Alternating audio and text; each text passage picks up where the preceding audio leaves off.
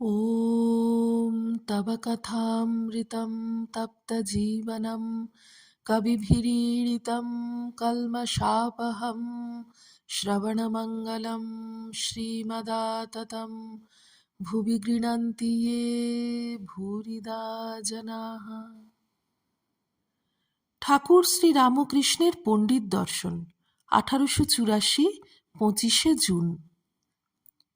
শ্রী রামকৃষ্ণ মাস্টারের প্রতি। সংসারে কিছুই নাই, এর অর্থাৎ ঈশানের সংসার ভালো তাই, তা না হলে যদি ছেলেরা রাঁড়খোর, গাঁজাখোর, মাতাল, অবাধ্য এইসব হতো, কষ্টের একশেষ হতো। সকলের ঈশ্বরের দিকে মন, বিদ্যার সংসার এরূপ প্রায় দেখা যায় না। এরূপ দু চারটে বাড়ি দেখলাম, কেবল ঝগড়া, কোঁদল, হিংসা, তারপর রোগ, শোক, দারিদ্র্য। দেখে বললাম, মা, এই বেলা মোড় ফিরিয়ে দাও।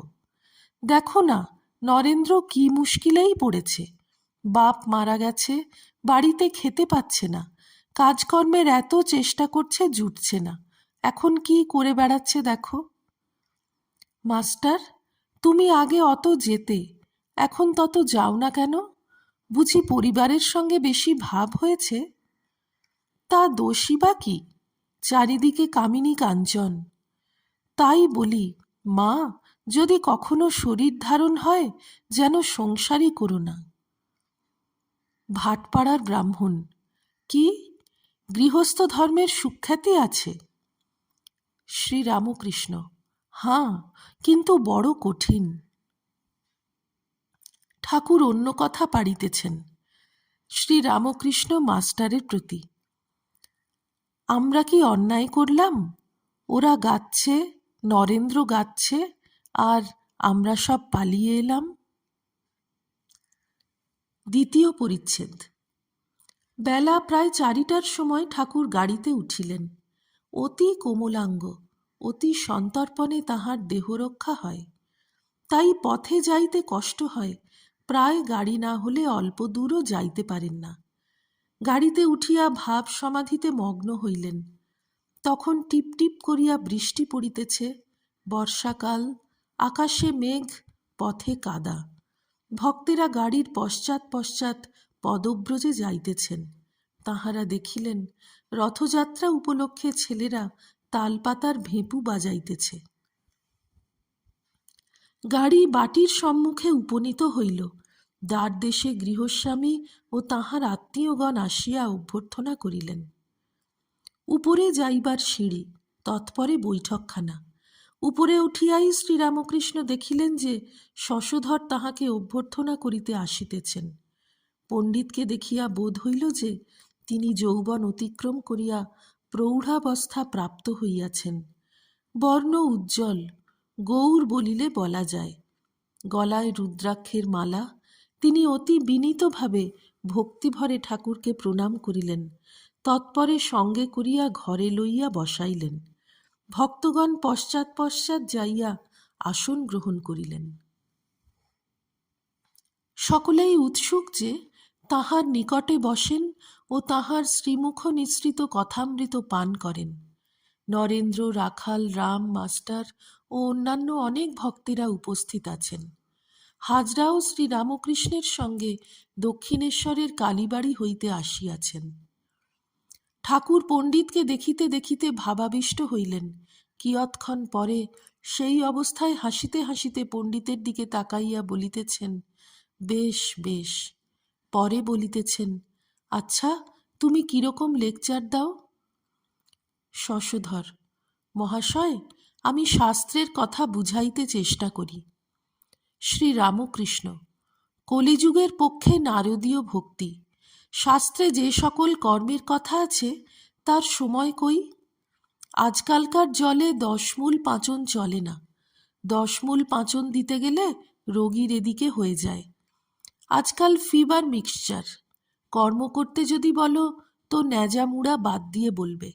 আমি লোকদের বলি, তোমাদের আপোধন্যন্না ওসব অত বলতে হবে না, তোমাদের গায়ত্রী জপলেই হবে। কর্মের কথা যদি একান্ত বলো, তবে ঈশানের মতো কর্মী 2-1 জনকে বলতে পারো। হাজার লেকচার দাও, বিষয়ী লোকদের কিছু করতে পারবে না। পাথরের দেওয়ালে কি পেরেক মারা যায়? পেরেকের মাথা ভেঙে যাবে তো দেওয়ালের কিছু হবে না। তরোয়ালের চোট মারলে কুমিরের কি হবে? সাধুর কমণ্ডলু চারধাম করে আসে, কিন্তু যেমন তেঁতো তেমনি তেঁতো। তোমার লেকচারে বিষয়ী লোকদের বড় কিছু হচ্ছে না, তবে তুমি ক্রমে ক্রমে জানতে পারবে বাছুর একবারে দাঁড়াতে পারে না, মাঝে মাঝে পড়ে যায়, আবার দাঁড়ায়, তবে তো দাঁড়াতে ও চলতে শিখে। কে ভক্ত কে বিষয়ী চিনতে পারো না, তা সে তোমার দোষ নয়। প্রথম ঝড় উঠলে কোনটা তেঁতুল গাছ কোনটা আম গাছ বুঝা যায় না। ঈশ্বর লাভ না হলে কেউ একবারে কর্মত্যাগ করতে পারে না। সন্ধ্যাদি কর্ম কতদিন? যতদিন না ঈশ্বরের নামে অশ্রু আর পুলক হয়। একবার ওং রাম বলতে যদি চোখে জল আসে, নিশ্চয় যেন তোমার কর্ম শেষ হয়েছে, আর সন্ধ্যাদি কর্ম করতে হবে না। ফল হলেই ফুল পড়ে যায়, ভক্তি ফল, কর্ম ফুল। গৃহস্থের বউ পেটে ছেলে হলে বেশি কর্ম করতে পারে না। শাশুড়ি দিন দিন তার কর্ম কমিয়ে দেয়। 10 মাস পড়লে শাশুড়ি প্রায় কর্ম করতে দেয় না। ছেলে হলে সে ওইটিকে নিয়ে কেবল নাড়াচাড়া করে, আর কর্ম করতে হয় না। সন্ধ্যা গায়ত্রীতে লয় হয়, গায়ত্রী প্রণবে লয় হয়, প্রণব সমাধিতে লয় হয়। যেমন ঘণ্টার শব্দ টং টং, যোগী নাদ ভেদ করে পরব্রহ্মে লয় হন। সমাধি মধ্যে সন্ধ্যাদি কর্মের লয় হয়। এই রকমে জ্ঞানীদের কর্মত্যাগ হয়। তৃতীয় পরিচ্ছেদ। সমাধির কথা বলিতে বলিতে ঠাকুরের ভাবান্তর হইল। তাহার চন্দ্রমুখ হইতে স্বর্গীয় জ্যোতি বহির্গত হইতেছে, আর বাহ্যজ্ঞান নাই। মুখে একটি কথা নাই, নেত্র স্থির, নিশ্চয়ই জগতের নাথকে দর্শন করিতেছেন। অনেকক্ষণ পরে প্রকৃতিস্থ হইয়া বালকের ন্যায় বলিতেছেন, আমি জল খাব।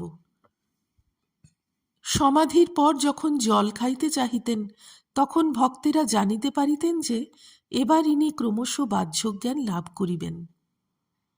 ঠাকুর ভাবে বলিতে লাগিলেন, মা, সেদিন ঈশ্বর বিদ্যাসাগরকে দেখালি, তারপর আমি আবার বলেছিলাম, মা, আমি আর একজন পণ্ডিতকে দেখব, তাই তুই আমায় এখানে এনেছিস।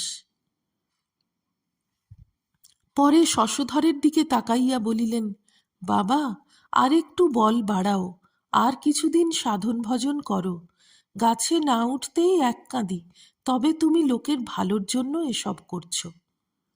এই বলিয়া ঠাকুর শশধরকে মাথা নোয়াইয়া নমস্কার করিতেছেন। আরও বলিতেছেন, যখন প্রথমে তোমার কথা শুনলুম, জিজ্ঞাসা করলুম যে এই পণ্ডিত কি শুধু পণ্ডিত, না বিবেক বৈরাগ্য আছে? যে পণ্ডিতের বিবেক নাই সে পণ্ডিতই নয়। যদি আদেশ হয়ে থাকে তাহলে লোকশিক্ষায় দোষ নাই। আদেশ পেয়ে যদি কেউ লোকশিক্ষা দেয়, তাকে কেউ হারাতে পারে না। বাগবাদিনীর কাছ থেকে যদি একটি কিরণ আসে, তাহলে এমন শক্তি হয় যে বড় বড় পণ্ডিতগুলো কেঁচোর মতো হয়ে যায়। প্রদীপ জ্বাললে বাদুলে পোকাগুলো ঝাঁকে ঝাঁকে আপনি আসে, ডাকতে হয় না। তেমনি যে আদেশ পেয়েছে তার লোক ডাকতে হয় না, অমুক সময়ে লেকচার হবে বলে খবর পাঠাতে হয় না। তার নিজের এমনি টান যে লোক তার কাছে আপনি আসে। তখন রাজা বাবু সকলে দলে দলে আসে, আর বলতে থাকে, আপনি কি লবেন? আম, সন্দেশ, টাকা কড়ি, শাল, এই সব এনেছি, আপনি কি লবেন? আমি সে সকল লোককে বলি, দূর করো, আমার ওসব ভালো লাগে না, আমি কিছু চাই না। চুম্বক পাথর কি লোহাকে বলে, তুমি আমার কাছে এসো? এসো বলতে হয় না, লোহা আপনি চুম্বক পাথরের টানে ছুটে আসে। এরূপ লোক পণ্ডিত নয় বটে, তা বলে মনে করো না যে তার জ্ঞানের কিছু কমতি হয়। বই পড়ে কি জ্ঞান হয়? যে আদেশ পেয়েছে তার জ্ঞানের শেষ নাই। সে জ্ঞান যদি ঈশ্বরের কাছ থেকে আসে, ফুরায় না। ও দেশে ধান মাপবার সময় একজন মাপে আর একজন রাশ ঠেলে দেয়। তেমনি যে আদেশ পায় সে যত লোকশিক্ষা দিতে থাকে, মা তাহার পিছন থেকে জ্ঞানের রাশ ঠেলে ঠেলে দেন, সে জ্ঞান আর ফুরায় না।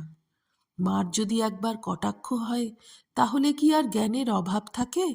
তাই জিজ্ঞাসা করছি, কোনো আদেশ টাদেশ পেয়েছ কি না? হাজরা: হ্যাঁ, অবশ্য আদেশ পেয়েছেন। কেমন মহাশয়? পণ্ডিত: না, আদেশ তা এমন কিছু পাই নাই। গৃহস্বামী: আদেশ পান নাই বটে, কর্তব্যবোধে লেকচার দিচ্ছেন। শ্রীরামকৃষ্ণ: যে আদেশ পায় নাই তার লেকচার কি হবে? একজন লেকচার দিতে দিতে বলেছিল, ভাইরে, আমি কত মদ খেতুম, হ্যান করতাম ত্যান করতাম। এই কথা শুনে লোকগুলো বলা বলি করতে লাগলো, শালা বলে কি রে, মদ খেত। এই কথা বলাতে উল্টো উৎপত্তি হলো।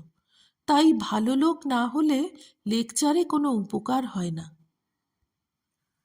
ওম নিরঞ্জনম নিত্যমনন্তরূপং ভক্তানুকম্পাধৃতবিগ্রহং বৈ ঈশাবতারং পরমেশমিড্যম তং রামকৃষ্ণং শিরসা নমামঃ। শ্রীরামকৃষ্ণার্পণমস্তু।